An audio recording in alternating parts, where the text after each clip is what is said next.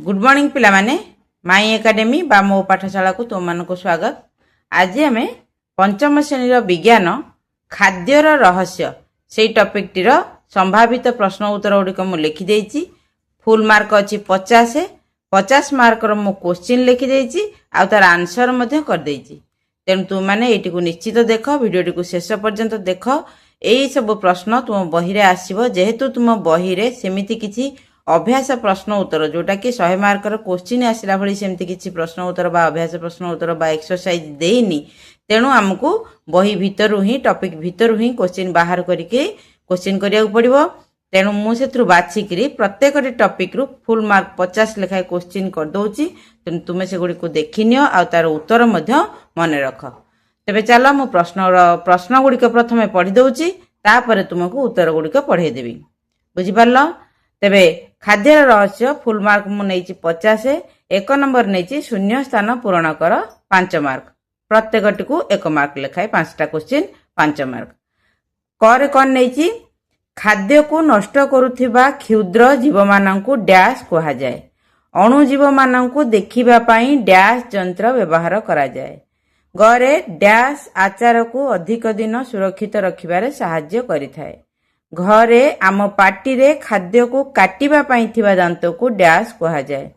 जीव जगत बंची रहिबा पई पानी पवन आलोक और डैश दरकार। ये 5टा क्वेश्चन को 5 मार्क शून्य स्थान पूर्ण कर। यार उत्तर मु तुमको प्रश्न पढ़ी सारा परे देबी। 2 नंबर देख। 2 नंबर नेची ठीक उक्ति पाखरे ठीक चिन्ह भूल उक्ति पाखरे भूल चिन्ह दियो। एटा भी 5टा क्वेश्चन अछि। 5टा क्वेश्चन को 5 मार्क। तेबे मु पढ़ी दउची सुनि नियो। खाद्य नष्ट होई गले दुर्गंध बाहरी थाए। दही खाद्य हजम करिवारे सहाय्य करे। तापमात्रा वृद्धि पाइले अणुजीव मानकर वंश वृद्धि होई थाए। फल और पनीपरिबा को सतेज रखिबा पई आमे फ्रिज व्यवहार करू। बासी खाद्य आम शरीर को सुस्थ रखि थाए। भूल ठीक चिन्ह 5टा 5 मार्क। तापरे मु लिखिछि स्तंभ मिलन कर। सेटा भी 5 मार्क। 5टा देइछि 5टा को 5 मार्क। क स्तंभ नेछि अणुजीव कर्तन दांत श्वान दांत चर्बण दांत पोषण दांत। ख स्तंभ नेछि चोबाइबा पेशीबा काटिबा फिंपी आउ चिरिबा। तापर 4 नंबर रे कोन नेछि चलो देखि दबा। चल 4 नंबर कोन अछि ना पूर्व संपर्क को लक्ष्य करी शून्य स्थान पूर्ण कर। एटी भी 5टा अछि। 5टा को 5 मार्क। लंका खरा आचार डैश। खजूरी ग्रीष्म ऋतु अला डैश। बटा बिरी बड़ी माछ डैश। आचार 1 वर्ष चकुली पिठा डैश। उकुणी खाली आखि अणुजीव डैश। तापर 5 नंबर नेछि संक्षेप रे उत्तर लेख। एटी मु 5टा नेछि। 5टा को 10 मार्क। तमाने प्रत्येकटी उत्तर को 2 मार्क। प्रश्न गुडी कौन अछि आमे खाद्य को काहेकि चोबाई खाइबा आवश्यक। अणुजीव मानक वृद्धि को नियंत्रण करिबा पई आमे कोन करिबा। खाद्य खाइबा समय रे श्वासरुद्ध न हेबा पई तुमे कोन करिवो। खाद्य नष्ट होई गेले सेथिरे की प्रकार परिवर्तन घटी थाए। आंबरू केउ केउ खाद्य जिनिस प्रस्तुत करा जाए। तापर 6 नंबर रे नेछि कारण दर्शाओ। 2टा नेछि 2टा को 10 मार्क माने प्रत्येकटी को 5 मार्क। करे हला क्षीर पनीपरिबा फल इत्यादि को फ्रिज रे रखा जाए। खरे आचार प्रस्तुति रे तेल व्यवहार करा जाए। एटी गला 6 नंबर। तापर 7 नंबर प्रश्न कोन देछि देखो। 7 नंबर रे म नेछि दीर्घ उत्तर मूलक प्रश्न। 2टा नेछि 2टा को भी 10 मार्क माने प्रत्येकटी को 5 मार्क। 7 नंबर क रे कोन नेछि मुख गहर को आमे किपरि परिष्कार परिच्छन्न रखिबा। खरे खाद्य को संरक्षण करिबा पई आमे कोन कोन करिबा उचित। अच्छा ए सब गला तार प्रश्न। तेबे तार उत्तर करनबा चलो। 1 नंबर प्रश्न रो उत्तर कोन हबो। 1 नंबर थिला हमर शून्य स्थान पूर्ण कर। ताले प्रश्न गुडिकर उत्तर कोन हबो। कर थिला खाद्य को नष्ट करुथिबा क्षुद्र जीव मानकु कोन कुहा जाए। कोन कुहा जाए अणुजीव। कोन कुहा जाए अणुजीव। ଅଣୁଜୀବ ମାନଙ୍କୁ ଦେଖିବା ପାଇଁ ଡ୍ୟାସ୍ ଯନ୍ତ୍ର ବ୍ୟବହାର କରାଯାଏ। କେଉଁ ଯନ୍ତ୍ର? ଅଣୁବୀକ୍ଷଣ ଯନ୍ତ୍ର। କ'ଣ? ଅଣୁବୀକ୍ଷଣ ଯନ୍ତ୍ର। ତାହେଲେ ଆଚାର ଡ୍ୟାସ୍ ଆଚାରକୁ ଅଧିକ ଦିନ ସୁରକ୍ଷିତ ରଖିବାରେ ସାହାଯ୍ୟ କରେ। ତେଲ। କ'ଣ? ଉତ୍ତର ତେଲ। ଆମ ପାଟିରେ ଖାଦ୍ୟକୁ କାଟିବା ପାଇଁ ଥିବା ଦାନ୍ତକୁ ଡ୍ୟାସ୍ କୁହାଯାଏ? କର୍ତ୍ତନ ଦାନ୍ତ। କର୍ତ୍ତନ ଦାନ୍ତ। ତାପରେ ଥିଲା ଜୀବଜଗତ ବଞ୍ଚି ରହିବା ପାଇଁ ପାଣି, ପବନ, ଆଲୋକ ଓ ଖାଦ୍ୟ ଦରକାର। ବୁଝିହେଲା? ତାପରେ 2 ନମ୍ବର ଥିଲା ଠିକ୍ ଭୁଲ ଚିହ୍ନ। ଖାଦ୍ୟ ନଷ୍ଟ ହୋଇଗଲେ ଦୁର୍ଗନ୍ଧ ବାହାରିଥାଏ। ଠିକ୍। ଦହି ଖାଦ୍ୟ ହଜମ କରିବାରେ ସାହାଯ୍ୟ କରେ। ଠିକ୍। ତାପମାତ୍ରା ବୃଦ୍ଧି ପାଇଲେ ଅଣୁଜୀବମାନଙ୍କର ବଂଶ ବୃଦ୍ଧି ହୋଇଥାଏ। ଭୁଲ। ଫଳ ଓ ପନିପରିବାକୁ ସତେଜ ରଖିବା ପାଇଁ ଆମେ ଫ୍ରିଜ୍ ବ୍ୟବହାର କରୁ। ଠିକ୍। ବାସି ଖାଦ୍ୟ ଆମ ଶରୀରକୁ ସୁସ୍ଥ ରଖିଥାଏ। ଭୁଲ। ତାପରେ 3 ନମ୍ବରର ପ୍ରଶ୍ନ ଥିଲା ଆମର ସ୍ତମ୍ଭ ମିଳନ କର। ଅଣୁଜୀବ କ'ଣ ହବ? ଫିମ୍ପି। କର୍ତ୍ତନ ଦାନ୍ତ କାଟିବା। ଶ୍ୱାନ ଦାନ୍ତ ଚିରିବା। ଚର୍ବଣ ଦାନ୍ତ ଚୋବାଇବା। ପୋଷଣ ଦାନ୍ତ ପେଶିବା। ବୁଝିହେଲା? ଉତ୍ତର ଗୁଡ଼ିକ ତ ପାଇଯାଉଛ। ଏଗୁଡ଼ିକୁ ମନେ ରଖ ଆଉ ଆବଶ୍ୟକ ସ୍ଥଳେ ଲେଖି ରଖ। ତାପରେ 4 ନମ୍ବର ପ୍ରଶ୍ନ କ'ଣ ଥିଲା ଦେଖିବା। 4 ନମ୍ବରର ପ୍ରଶ୍ନ ଥିଲା ପୂର୍ବ ସମ୍ପର୍କକୁ ଲକ୍ଷ୍ୟ କରି ଶୂନ୍ୟସ୍ଥାନ ପୂରଣ କର। ଲଙ୍କା ଖରା। ଲଙ୍କାକୁ ଖରା ଦେଇ ଅଧିକ ଦିନ ସୁରକ୍ଷିତ କରାଯାଇପାରିବ। ଆଚାର ତେଲ। ଖଜୁରୀ ଗ୍ରୀଷ୍ମ ଋତୁ। ଅଁଳା ଶୀତ ଋତୁ। ଅଁଳା ହେଲା ଶୀତ ଋତୁ। ବଟା ବିରିକୁ ଶୁଖେଇଲେ ବଢି ହୁଏ। ମାଛକୁ ଶୁଖେଇଲେ କ'ଣ ହବ? ଶୁଖୁଆ। ତାହେଲେ ବଟା ବିରି ହେଲା ବଢି, ମାଛ ହେଲା ଶୁଖୁଆ। ଆଚାର 1 ବର୍ଷ। ଚକୁଳି ପିଠା 1 ବା 2 ଦିନ। 1 ବା 2 ଦିନ। ଉକୁଣି ଖାଲି ଆଖି। ଅଣୁଜୀବ ଅଣୁବୀକ୍ଷଣ ଯନ୍ତ୍ର। ଅଣୁବୀକ୍ଷଣ ଯନ୍ତ୍ର। ସରିଲା ଉତ୍ତର। ତାପରେ ଅଛି ସଂକ୍ଷେପରେ ଉତ୍ତର ଲେଖ। এই ପ୍ରଶ୍ନ ଗୁଡ଼ିକର ଉତ୍ତର ମୁଁ ଲେଖି ଦେଇଛି, ତୁମମାନେ ତାକୁ ଦେଖିନିଅ।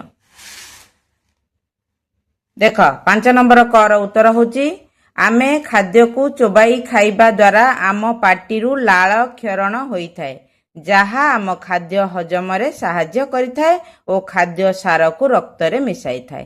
ପ୍ରଶ୍ନ ଆମର ଥିଲା ଆମେ ଖାଦ୍ୟକୁ କାହିଁକି ଚୋବାଇ ଖାଇବା ଆବଶ୍ୟକ? ଉତ୍ତର ହେଉଛି ଏଇଟି। ଖ ନମ୍ବରର ପ୍ରଶ୍ନ ଥିଲା ଅଣୁଜୀବମାନଙ୍କ ବୃଦ୍ଧିକୁ ନିୟନ୍ତ୍ରଣ କରିବା ପାଇଁ ଆମେ କ'ଣ କରିବା? ଅଣୁଜୀବମାନଙ୍କ ବୃଦ୍ଧି ରୋକିବା ପାଇଁ ଖାଦ୍ୟକୁ ଫ୍ରିଜରେ ରଖିବା, ଗରମ କରିବା, ଶୁଖାଇବା କିମ୍ବା ସେଥିରେ ଲୁଣ, ତେଲ ଓ ଚିନି ଭଳି ସଂରକ୍ଷକ ମିଶାଇ ରଖିବା ଉଚିତ। ବୁଝିହେଲା? ଗ ନମ୍ବର ପ୍ରଶ୍ନ ଥିଲା ଖାଦ୍ୟ ଖାଇବା ସମୟରେ ଶ୍ୱାସରୁଦ୍ଧ ନ ହେବା ପାଇଁ ତୁମେ କ'ଣ କରିବ? ଉତ୍ତର ହେଉଛି ଖାଦ୍ୟ ଖାଇବା ସମୟରେ ଶ୍ୱାସରୁଦ୍ଧ ନ ହେବା ପାଇଁ ଆମେ ଖାଦ୍ୟକୁ ଧୀରେ ଧୀରେ ଚୋବାଇ ଖାଇବା ଉଚିତ। ବୁଝିହେଲା? ଘ ନମ୍ବର ପ୍ରଶ୍ନ ଥିଲା ଖାଦ୍ୟ ନଷ୍ଟ ହୋଇଗଲେ ସେଥିରେ କି ପ୍ରକାର ପରିବର୍ତ୍ତନ ଘଟିଥାଏ? ଉତ୍ତର କ'ଣ? ଖାଦ୍ୟ ନଷ୍ଟ ହୋଇଗଲେ ସେଥିରୁ ଦୁର୍ଗନ୍ଧ ବାହାରେ, ଏହାର ରଙ୍ଗ ବଦଳିଯାଏ, ତାର ସ୍ୱାଦ ବଦଳିଯାଏ ଏବଂ ତା ଉପରେ ଫିମ୍ପିର ଆସ୍ତରଣ ଦେଖାଯାଏ। ଊ ନମ୍ବର ପ୍ରଶ୍ନ ଥିଲା ଆମ୍ବରୁ କେଉଁ କେଉଁ ଖାଦ୍ୟ ଜିନିଷ ପ୍ରସ୍ତୁତ ହୁଏ?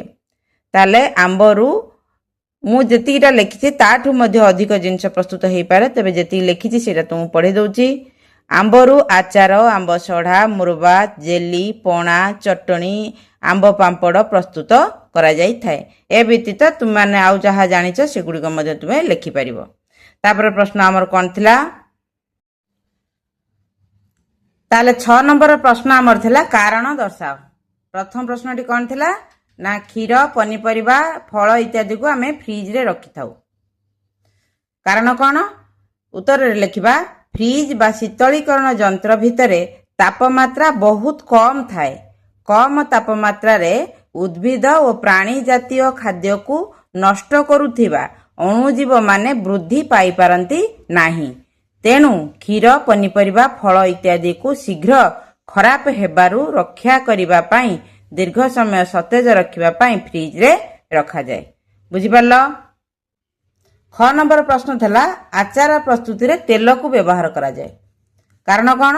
ଉତ୍ତର ଲେଖିବା ତେଲ ଏକ ପ୍ରାକୃତିକ ସଂରକ୍ଷକ ଭାବେ କାର୍ଯ୍ୟ କରେ। ଆଚାରରେ ଅଧିକ ତେଲ ଦେବା ଦ୍ୱାରା ତାହା ବାୟୁ ଓ ଜଳୀୟ ବାଷ୍ପକୁ ଆଚାର ସଂସ୍ପର୍ଶରେ ଆସିବାକୁ ଦିଏ ନାହିଁ। ବାୟୁ ଅଭାବରୁ ସେଥିରେ ଅଣୁଜୀବ ବା ଫିମ୍ପି ଜନ୍ମି ପାରନ୍ତି ନାହିଁ, ଯାହାଫଳରେ ଆଚାର ଦୀର୍ଘ ସମୟ ପର୍ଯ୍ୟନ୍ତ ସୁରକ୍ଷିତ ହୋଇ ରହେ। ବୁଝିହେଲା? ତାପରେ 7 ନମ୍ବର ଆମର ଥିଲା ଦୀର୍ଘ ଉତ୍ତରମୂଳକ ପ୍ରଶ୍ନ। 7 ନମ୍ବର କ ରେ ପ୍ରଶ୍ନ କ'ଣ ଥିଲା ନା ଆମେ ମୁଖ ଗହ୍ୱରକୁ କିପରି ପରିଷ୍କାର ପରିଚ୍ଛନ୍ନ ରଖିବା। ଉତ୍ତରରେ କ'ଣ ଲେଖିବା ନା ମୁଖ ଗହ୍ୱରକୁ ସୁସ୍ଥ ଏବଂ ପରିଷ୍କାର ରଖିବା ପାଇଁ ଆମକୁ ନିମ୍ନଲିଖିତ ପଦକ୍ଷେପ ଗ୍ରହଣ କରିବାକୁ ହେବ।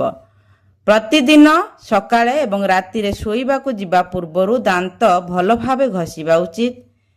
ଦ୍ୱିତୀୟ ନମ୍ବର ପଏଣ୍ଟରେ ଥିବ କିଛି ବି ଖାଦ୍ୟ ଖାଇବା ପରେ ପାଟିକୁ ପାଣିରେ ଭଲ ଭାବରେ କୁଳୁକୁଚା କରି ସଫା କରିବା। ତୃତୀୟ ପଏଣ୍ଟ ରଖିବା ଅଧିକ ମିଠା, ଚକୋଲେଟ୍ ବା ଚିପ୍ସ ଜାତୀୟ ଖାଦ୍ୟ ଖାଇବା ଦ୍ୱାରା ଦାନ୍ତରେ ଜୀବାଣୁ ବୃଦ୍ଧି ପାଇଥାନ୍ତି, ତେଣୁ ଏସବୁ ଖାଇବା କମ୍ କରିବା ଉଚିତ। ତାହେଲେ ଖର ପ୍ରଶ୍ନ ଥିଲା ଖାଦ୍ୟକୁ ଆମେ କିପରି ସଂରକ୍ଷିତ କରି ରଖିବା ବା ସୁରକ୍ଷିତ କରି ରଖିବା। ତାର ଉତ୍ତରରେ ଆମେ କ'ଣ ଲେଖିବା? ଖାଦ୍ୟକୁ ଅଣୁଜୀବମାନଙ୍କ ଦ୍ୱାରା ନଷ୍ଟ ହେବାରୁ ରକ୍ଷା କରିବା ଏବଂ ଦୀର୍ଘ ଦିନ ସୁରକ୍ଷିତ ରଖିବା ପାଇଁ ଆମେ ନିମ୍ନଲିଖିତ ପ୍ରଣାଳୀ ଗୁଡ଼ିକ ଆପଣାଇବା ଉଚିତ। କ୍ଷୀର, ପନିପରିବା, ରନ୍ଧା ଖାଦ୍ୟ ଇତ୍ୟାଦିକୁ ଖରାପ ହେବାରୁ ବଞ୍ଚାଇବା ପାଇଁ ଫ୍ରିଜରେ ରଖିବା ଉଚିତ। କ୍ଷୀର ଏବଂ କେତେକ ରନ୍ଧା ଖାଦ୍ୟକୁ ନିୟମିତ ଗରମ କରିବା ଉଚିତ। ଆଉ କ'ଣ କରିପାରିବା? କେତେକ ଖାଦ୍ୟ ପଦାର୍ଥକୁ ଖରାରେ ଶୁଖାଇ ଅଧିକ ଦିନ ସଂରକ୍ଷିତ କରାଯାଇପାରିବ। ଆଉ ଗୋଟେ ପଏଣ୍ଟ ହେଇପାରିବ ଖାଦ୍ୟରେ ଲୁଣ, ତେଲ କିମ୍ବା ଚିନି ମିଶାଇ କେତେକ ଖାଦ୍ୟକୁ ଅଧିକ ଦିନ ସଂରକ୍ଷିତ କରିପାରିବ। କାରଣ ଅଣୁଜୀବମାନେ ଅଧିକ ତାପମାତ୍ରା ଏବଂ କମ୍ ତାପମାତ୍ରାରେ ବୃଦ୍ଧି ପାଇପାରନ୍ତି ନାହିଁ। ବହୁତ କମ୍ କିମ୍ବା ବହୁତ ଗରମ ଅବସ୍ଥାରେ ସେମାନେ ବୃଦ୍ଧି ପାଇପାରନ୍ତି ନାହିଁ। କେବଳ ବାୟୁର ଆର୍ଦ୍ରତା ଥିଲେ ସେଠାରେ ଅଣୁଜୀବମାନେ ବୃଦ୍ଧି ପାଇପାରନ୍ତି। ତେଣୁ ଏସବୁ ହେଲା ତୁମର ପ୍ରଶ୍ନ ସହିତ ଉତ୍ତର। 50 ମାର୍କର ପ୍ରଶ୍ନ ସହିତ ତୁମମାନେ ଉତ୍ତର ପାଇଗଲ ଗୋଟିଏ ଟପିକ୍ରୁ ଖାଦ୍ୟର ରହସ୍ୟ। ତେଣୁ ଏଇଭଳି ପ୍ରତ୍ୟେକ ଟପିକ୍ର ମୁଁ 50 ମାର୍କ ଲେଖା ପ୍ରଶ୍ନ କରିଦେବି ଆଉ ତାର ଉତ୍ତର ମଧ୍ୟ କରିଦେବି। ତେଣୁ ଭିଡ଼ିଓଟିକୁ ଶେଷ ପର୍ଯ୍ୟନ୍ତ ଦେଖିଥିବାରୁ ଅଶେଷ ଅଶେଷ ଧନ୍ୟବାଦ। ତୁମମାନେ ଏଇଭଳି ପ୍ରତ୍ୟେକଟି ଭିଡ଼ିଓଟିକୁ ଶେଷ ପର୍ଯ୍ୟନ୍ତ ଦେଖ ଆଉ ତାର ପ୍ରଶ୍ନ ସହିତ ଉତ୍ତର ମଧ୍ୟ ତୁମମାନେ ପାଇପାରିବ। ତେବେ ଆଉ ଗୋଟେ ଭିଡ଼ିଓରେ ପୁଣି ତୁମ ସହିତ ଦେଖାହେବ। ସେ ପର୍ଯ୍ୟନ୍ତ ସୁସ୍ଥ ରୁହ, ସୁରକ୍ଷିତ ରୁହ ଆଉ ସବୁଠାରୁ ବଡ଼ କଥା ହେଲା ପ୍ରକୃତିକୁ ବଞ୍ଚେଇ ରଖିବାରେ ନିଜର ଅବଦାନ ଦିଅ। ରହୁଛି। ଗଡ୍ ବ୍ଲେସ୍ ୟୁ।